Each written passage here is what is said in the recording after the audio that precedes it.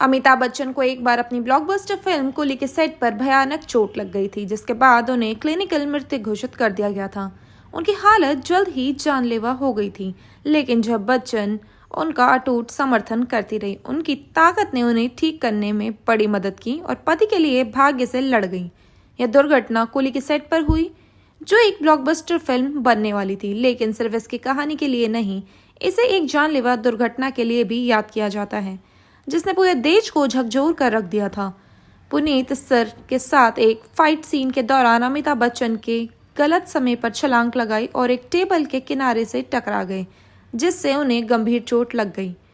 अमिताभ को गंभीर चोट आई और उन्हें अस्पताल ले जाया गया। डॉक्टरों ने उन्हें स्थिर करने की कोशिश की, लेकिन उनकी हालत बिगड़ती चली गई। एक समय ऐसा आया जब उनकी नब्ज 0 हो गई थी और उन्हें मृत घोषित कर दिया गया था। ये खबर तेजी से फैली, जिससे उनके करीबी दोस्त राजीव गांधी सहित उनके दोस्त और आम लोग तक बहुत चिंतित हो गए। देश भर में उनके फैंस ने उनके ठीक होने की प्रार्थना की। कुछ ने उपवास किया, जबकि कुछ चमत्कार की उम्मीदें कर रहे थे। सालों बाद सिमी ग्रेवाल के साथ एक इंटरव्यू में अमिताभ बच्चन ने चिकित्सक रूप में मृत घोषित किए जाने के भयावह अनुभव के बारे में बताया। उन्होंने बताया कि दुर्घटना के कारण उनकी आंख में गंभीर चोट लग गई थी, जिससे वे कोमा में चले गए थे। सर्जरी के बाद उन्हें बॉम्बे ले जाया गया था, लेकिन जब टांगे टूट गए तो मुश्किलें पैदा हो गई, जिसके लिए एक और ऑपरेशन करना पड़ा। इस दूसरी सर्जरी के बाद वे 12-14 घंटे तक बेहोश रहे। उनकी नब्ज लगभग बंद हो गई थी और बीपी डाउन हो गया था। उस समय डॉक्टरों को लगा कि वो उन्हें शायद ही बचा पाएंगे। अस्पताल के अंदर गंभीर स्थिति के बावजूद जया बच्चन ने उम्मीद बनाए रखी। सालों बाद सिमी ग्रेवाल के साथ रेडवेश पर उन्होंने हनुमान चालीसा पढ़ने के बारे में बात की। जब डॉक्टर उन्हें पुनर्जीवित करने के लिए बेताब थे, तो उन्होंने अचानक उनके पैर के अंगूठे में हल्की हरकत देखी। उस पल उन्हें पता था कि वे अभी भी लड़ रहे हैं। जय ने बताया कि कैसे उनके देव ने उन्हें सबसे बुरे हालात के लिए तैयार किया था, लेकिन उन्होंने इस पर विश्वास करने से इनकार कर दिया।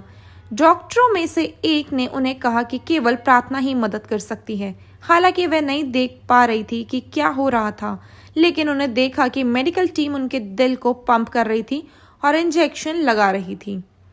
जब सारी उम्मीदें खत्म हो गई, तब जया ने अमिताभ के पैर के अंगूठे को हल्के से हिलता हुआ देखा और तुरंत चिल्लाई, वह हिल गया, वह हिल गया। कुछ ही समय के बाद वह होश में आ गए। भले ही बिग बी को होश आ गया था, लेकिन उनका संघर्ष अभी भी शुरू ही हुआ था। अगले दिनों में उन्होंने कई सर्जरी करवाई, जिनमें उनके स्वास्थ्य पर बहुत बुरा असर पड़ा।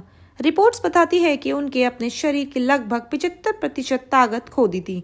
वे चल तक नहीं पा रहे थे और उन्हें बुनियादी हरकतें फिर से सीखनी पड़ी। थकावट साफ दिख रही थी। उनका मजबूत शरीर कमजोर पड़ गया था, उनका चेहरा बदल गया था और उनके बाल पतले हो गए थे। इस कदर जया बच्चन अपने पति के लिए लड़ पड़ी और भगवान के आगे सर झुकाकर हनुमान चालीसा पढ़ने लगी। इन सब के कारण अमिताभ बच्चन को एक नया जन्म और एक पुनर्जन्म मिला। खबरों के साथ जुड़े रहने के लिए हमारे न्यूज़ चैनल को सब्सक्राइब करिए।